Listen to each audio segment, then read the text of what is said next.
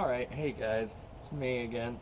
So what we're going to be doing today is we're going to be taking off the front passenger side panel in order to put in our speakers. Well, this speaker's from the other side because we've already had it fabbed up, but I just wanted to show you all what we're going to be working with at the end product, and this uses the stock mount, so it simply snaps on back in. Alright, so let's get to it. Alright, so for any standard door removal, you're going to need a few simple tools. What you're going to need for the panel is you're going to need some simple plastic pry bars and stuff just to break all the little plastic tabs loose without damaging your door. If you'd prefer, you can use a screwdriver, but these won't hurt your door. You're going to need an Allen key of the appropriate size once you get in there. Make sure it's long because one of the bolts that you're going to be getting out is fairly back in there, and long Allen key definitely helps. And the last thing that you're going to need is you're going to need a screwdriver to open up a few other little screws, specifically on the speaker portion of the stereo, so it's not crucial to taking the panel off. Alright, so let's jump on in. Alright, so what we're going to do now is there's a few first couple steps that you have to do to be able to get this door off. So what we're going to use is we're going to take our first pry bar, we're going to get a small one, and we're going to pop this tab off.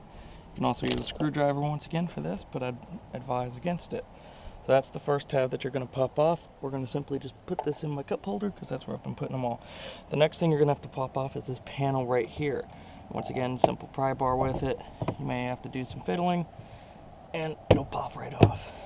Be gentle with these as they are plastic and can break. I usually just leave these in the appropriate seats. So from this point on, what we're going to be able to do is we're going to take our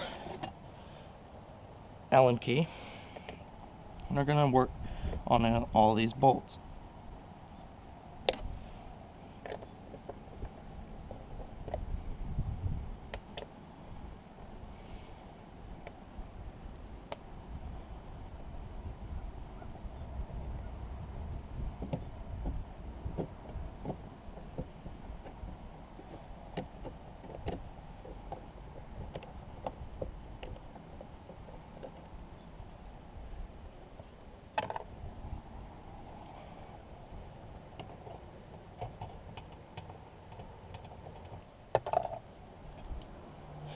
Alright, so the next thing that we're going to have to do is we're going to have to work on getting all this paneling off. Well, it's quite simple. It's all one giant piece on the Hummer H3.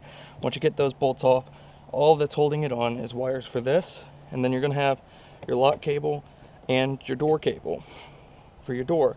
The best way that I've found out is I've found that this part right here is usually loose enough to get your fingers under. You can also pry bar all the way around, but I found that if you just kind of gently work your way around, you have enough leverage through here to pop it off. Just be gentle. If you hit a spot that you can't get off barehanded, then don't go too hard.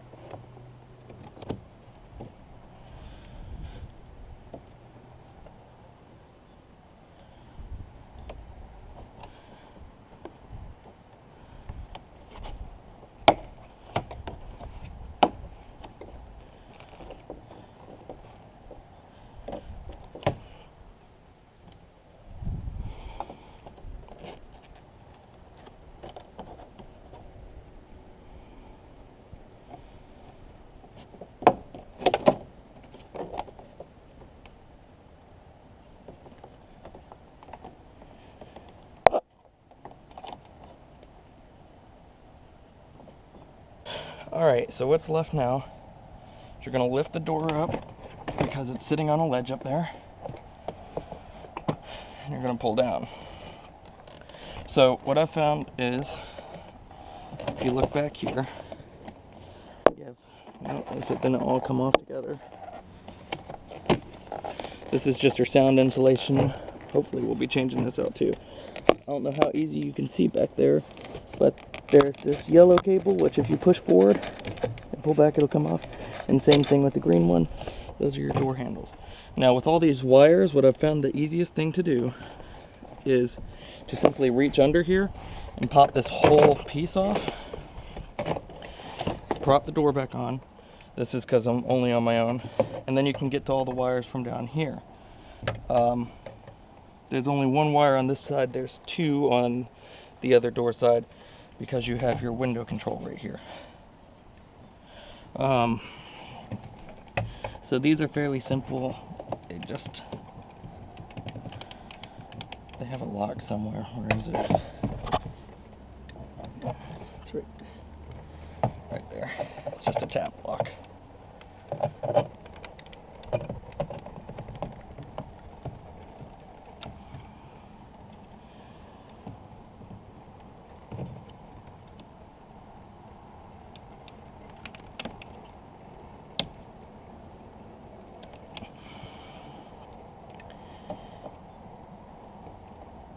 This would probably be a lot easier if I had fingernails. There we go. All right, so that's it. And then all this does, you put your wire back in, you get it lined up. There's a bottom piece and a top piece. They both line up, back in, and they're good as new. So now your door is completely removed. You can take this, put it wherever you want. I'm gonna put mine in my garage. So see you in a bit. Alright, so now we've got all this off. A handy dandy trick that I learned is all these are still functional. This one's for your door, and this one's for your locks. If you push it in, your door is locked. If you pull it out, your door is unlocked. And this is your door handle. You can actually, it automatically locks when you close the door, so you just pull your door closed. But then if you want to open the door, you just pull it. So if you need to go somewhere, your car will still function fine. You just won't be able to use any of your electronic things. So have your mirrors set before you do this.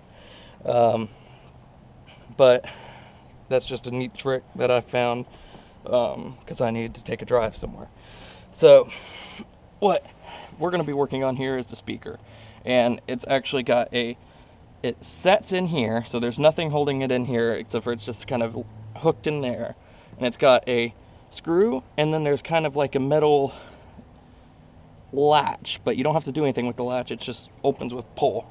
So what we're going to do is we're going to take our screwdriver, put it on the screw that's in there. Let me get where y'all can see. Put it on the screw that's in there and break it loose. Mine has some mud in it, as y'all have probably noticed.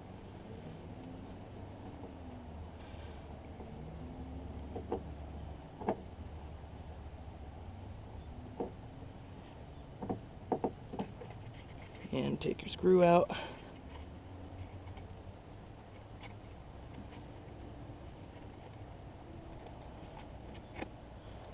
I've just been putting all this stuff in my cup holder here. You can take a pry bar or a screwdriver, and then you just kind of pull it loose. It pops out. Boom. And your gooch. So now, as you can see, that's why my front speaker isn't working, is that wires actually came undone out of that. A lot of mud on this side. Wow. But we're just gonna unpull that and unpull this just for convenience sake. This will prove to y'all why cleaning your car thoroughly is so important, because your door jambs actually aren't waterproof. If you didn't know that, they're not designed to hold all the water out. They actually have holes somewhere in them. At the bottom, I think it's right here. And that drains water out of your doors when you're driving. And that comes out right here. That's why there's no seal there. Alright, so what we're going to do is I'm going to go inside onto my desk and I'm going to swap that speaker out for another one of these, and then we'll go and put it in. And I'll put this side in while I'm out here. Alright, so see you in a bit. Alright guys, so what we're going to be doing now is we're going to be putting in our other kicker midwoofer in here. As we remember, this was the top and this was the bottom, so we're going to adjust the kicker woofer in there appropriately. So what we got to do is we got to open up this kicker woofer here.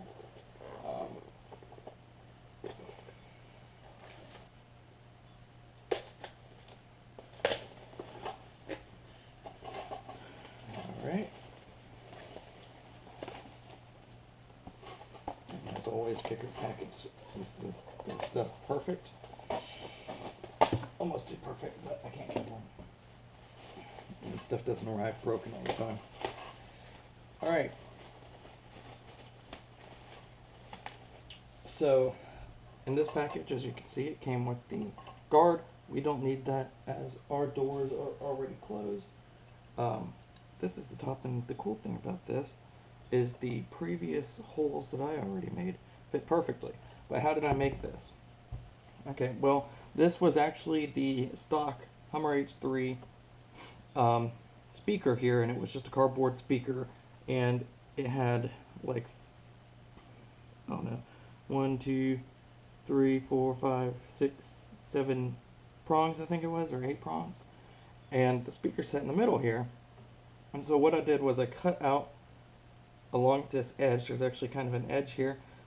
There's still mud in it, but I cut along this edge and got all the speaker components out, and then I simply screwed into the parts where the midwoofer would sit, and it fits quite beautifully. It's actually almost a direct fit for this. I had 6 1/2s in here. It's almost a direct fit for 6 3/4 too. It actually uses for these kickers. I had piles in there before, and it's actually using the same mounting holes, which is nice. Now, if this is your second speaker install and you've already had to make another mount, chops to you. But if this is your first way to do it, I would greatly suggest doing it, because it uses all the stock mounting stuff. This literally just sets back in there and closes again, as it normally would. It's just got a different speaker in the hole. So we're going to work on putting all these screws back in here, and that's a pretty straightforward process. Just 4 screws, put it back in, make sure it's, you know, reasonably level, and then we'll go and put it back in. Alright, so see you in a bit. Alright guys, what we're going to be doing now is actually quite simple. It's just the installation of the speaker. So what we have here is, this side is our default car speakers that came here. They probably had connectors or were straight wired. Simply cut them off. And our speakers came with connectors to go straight into the midwoofers.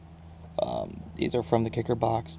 And what I did is I went to Walmart and I bought these push-in wire crimps, and all they are is you literally just push the wire in and they make a good strong hold.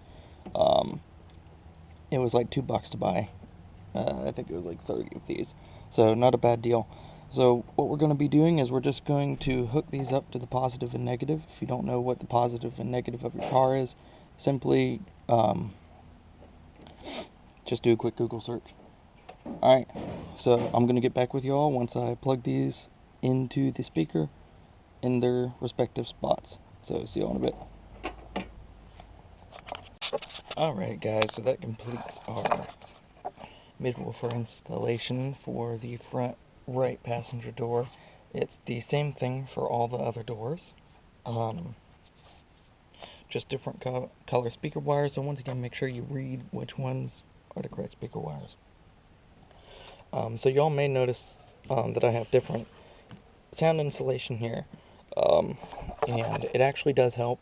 I did a test. I left this sound insulation on and I left the stock on that side, and this insulation is far superior because it sticks all the way on. It's a full adhesive packing. So the way you do this is actually quite simple. I'm not going to do a whole video about placing it on here, but I'm going to go over the basics. The basics is you want to first trace kind of the edge. I did it roughly. I just took a Sharpie and traced roughly where the door jamb would go. And then what you want to do is you want to cut out holes for where all your pins are going to go and all your cables and wires. And you want those to be good sized holes. And then you simply press it on anywhere that you can.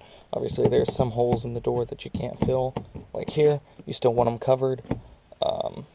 And then for the speaker, I literally just took a box blade and I traced out the inlay without the speaker in there. Obviously I just traced out the hole and I put the speaker in there, and wherever the screw fell, it fell automatically where it wanted to screw in, and I just screwed through the foam until it was tight. And this actually does make quite the difference, actually. Obviously, I still have these pins that aren't in there, so they still rattle, but other than that, it actually does make a sound difference. Actually, when I was driving, I had the speaker out, and it made a big difference having the speaker in there versus without, because the sound didn't resonate when the speaker was in there, but when the second you take it out, it resonates out this hole, and it's like an amplifier in here. So that's how you do that. That's the front installation from right for the midwoofers. Quite simple, actually. So what you gotta do now is just take it all and put it back together and do your other doors. So see you in a bit.